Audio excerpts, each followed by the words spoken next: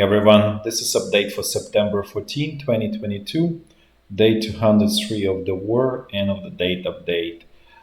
In general, there is not much going on. Ukrainian side is regrouping and probably preparing to do another blow. Russian troops, Russian command is trying hastily to create some sort of dig in, create stronger defensive positions.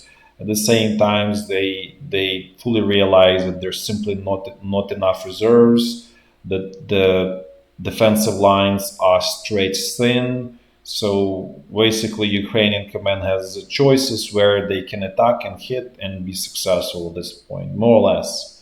Obviously, there is a question of execution on the Ukrainian side, which I mentioned many times that still the quality of execution is not there starting from the very bottom going all the way to the top. It's just still extremely poor, I would say. There's interesting sort of fact about what's going on in Russia in terms of military preparation or creating reserves. So the owner of the Wagner group, or let's say formal owner, because the true owner is KGB. The name of the person is Prigozhin.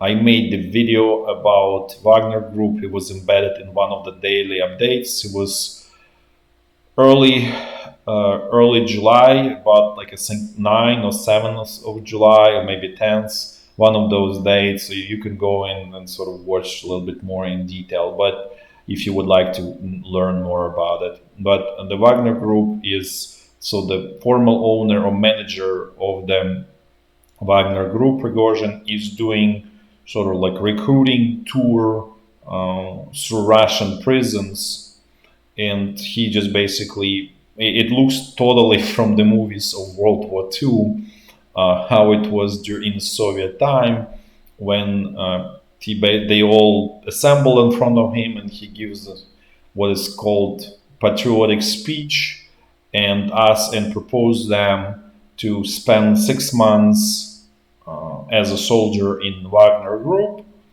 in return for dropping all of the charges and all of the term that people have. And as you can imagine, most of the people who are incentivized, who have like long terms, and this also means heavy crimes. So this is kind of like a type of people that he's actively recruiting right now. He also said in that speech that the prisoners are a part of the Wagner group since July 1st. So this is not just recent, they already been there. He just really expanding his recruiting effort, and now he's going to all major prisons and giving these patriotic speeches and offers 6 months and no more jail term anymore. So remains to be, I'm pretty sure that there is enough sort of volunteers, so people who want to do that, but all it kind of tells us that there is definitely extreme level of desperation. This is not a move when things are going well, and it's not even when things going bad, but things really going out of control bad. And so that's just another reflection of that. There's another reflection of that situation in attack on hydropower facility in near Kryvyi Rih, and I'll discuss that once we get to Kherson bridgehead. Now let's just do a quick walk through the front line, just kind of refresh where everything is. I'll try to kind of talk a little bit about sort of plans, but not terribly much, because simply I mentioned everything yesterday. There is simply not much going on. There's quite a bit of activity along the state borderline. There's a lot of shooting back from both sides, a lot of action in terms of attacking like state border guards. This definitely at heightened level. At the same time, there won't be any sort of action or invasion by either side, because Russian side does not have troops and reserves who can go into Ukraine at this point, and Ukrainian side also does not have, because everything is focused on liberating the remaining parts, the remaining conquered parts of Ukraine. So this kind of like a strange or phony war will continue along the state border, but it will, in our opinion, it will not escalate into anything bigger. Let's put this way. Now let's move to situation here on North Luhansk section of the front line. Things here are stable, not really much of any sort of action. Pretty, actually, I would say quiet here, and even here, there's not even any strong efforts to liberate Lyman from Ukrainian side, and no efforts in general to expand this bridgehead. So apparently, this whole idea of continuing effort here does look to us as being abandoned by Ukrainian command. So the plan is somewhere else, and we'll discuss where there could be sort of other options. But it's apparently, for whatever reason, this is not going to be next sort of area of the next blow that Ukrainian command can do. Now let's move south. Let's see what's going on the North Donbass section of the front line.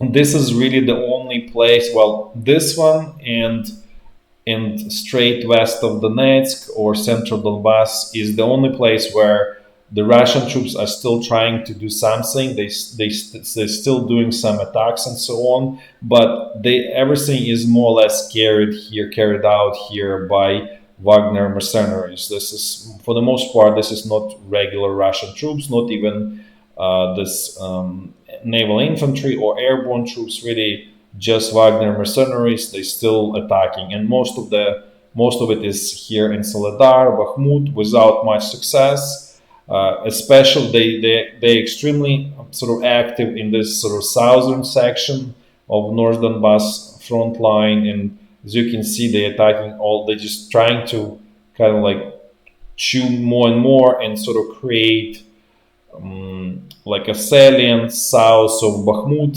and potentially create down the road opportunity to to create uncomfortable situation for Ukrainian command. As we said, this is not a concerning situation at this point, given that initiative is totally on Ukrainian side. This is, and as we said yesterday, they're just pulling themselves more and more into potential encirclement, and it will be harder to get out at this point. So this is definitely, in our opinion, not a problem at this moment. Let's move and see what's going on the central Donbass section of the front line. Again, the same kind of situation. Ukrainian troops are trying to liberate Pisky. Russian troops are trying to attack to expand this salient. So it just pull and push type of situation, but really, truly nothing major here. Now let's move. Let's see what this is. Just a quick map, just to kind of provide the update since August 21st. Nothing really has changed here. Pretty much everything more or less stable. Now let's see what's going on Zaporizhy front line, and this is actually where Russian command and Russian sources continue. They believe this is where next Ukrainian offensive is going to happen. Specifically, they believe it's going to be here in this corner around Vuhledar Pavlivka. Let's actually look from a big picture perspective.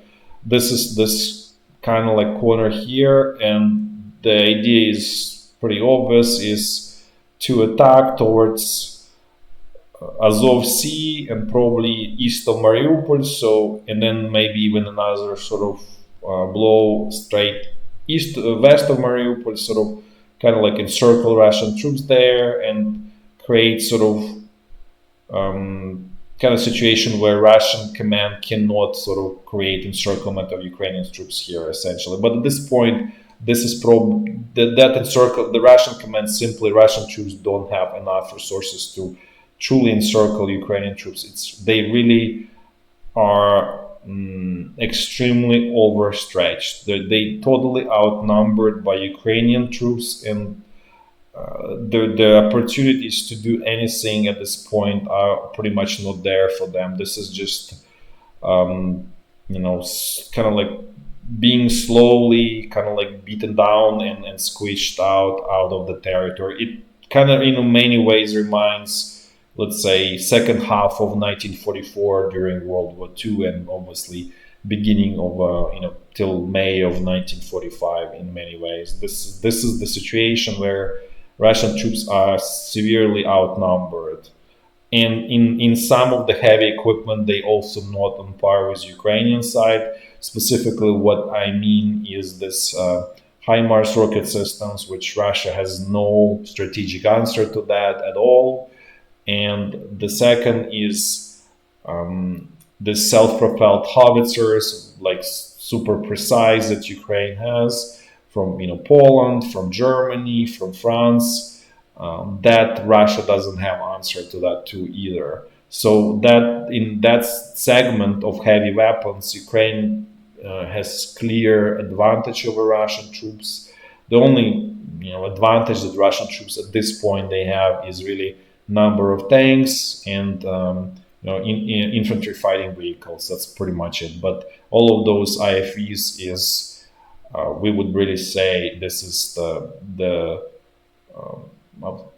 absolute trash, and it's in a way it's just suicidal equipment. It's how to die pretty horrible deaths. They totally inadequate for what it is, that what for the kind of warfare in terms of protection and so on. They just absolute let's say disaster. Now let's move to Kherson bridgehead, and let's see what's going on there. There's just typical sort of fight that's going on here. Nothing major in terms of Ukrainian side. No major moves because yesterday there were attempts to kind of create encirclement here in the Davidiv breed.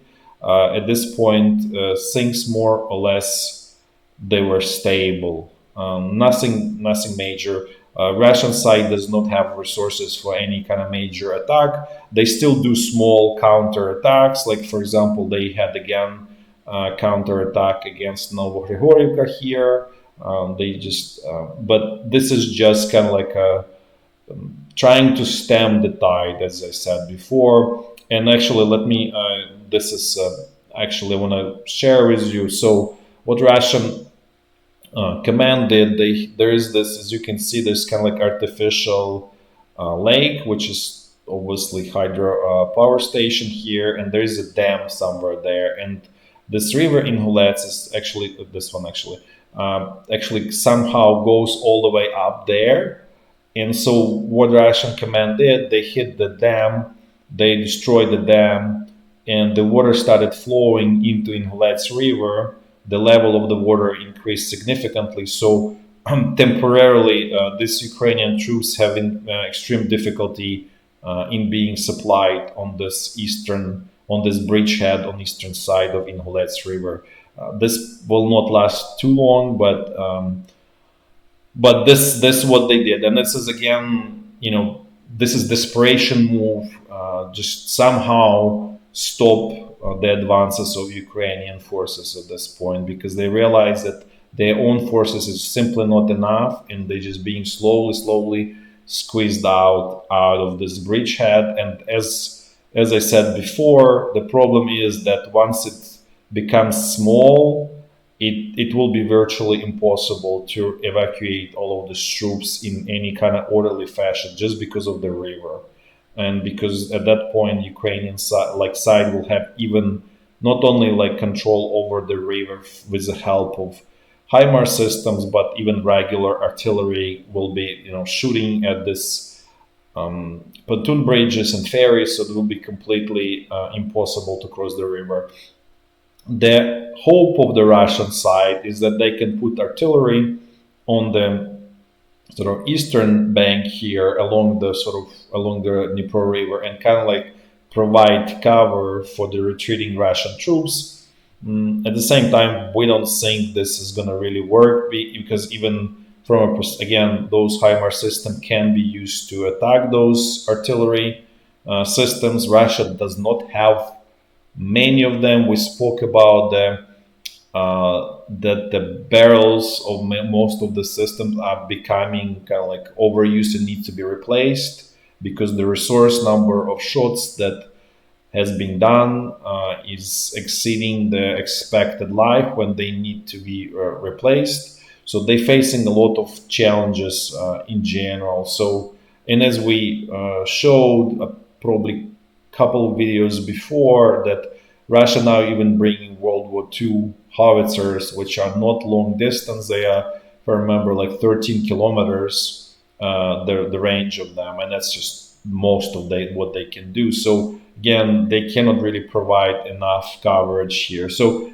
again, this is just a wishful thinking on the Russian side, and at some point, this collapse will turn into disorderly, and this is maybe the first time that Ukrainian command will succeed in getting a lot of prisoners of war and basically capturing a lot of Russian troops. Because as a reminder, right now, Ukraine does not have many POWs. Maybe have a little bit more right now because of this offensive, Balaklia Kupiansk offensive, but probably extra 200-300. So the total is definitely somewhat less than 1,000 generally soldiers and officers. And while Russia has probably around 6,000 of Ukrainian soldiers and officers. So that's just kind of like where it all stands at this point. Okay, thanks for watching, and until tomorrow. Bye bye.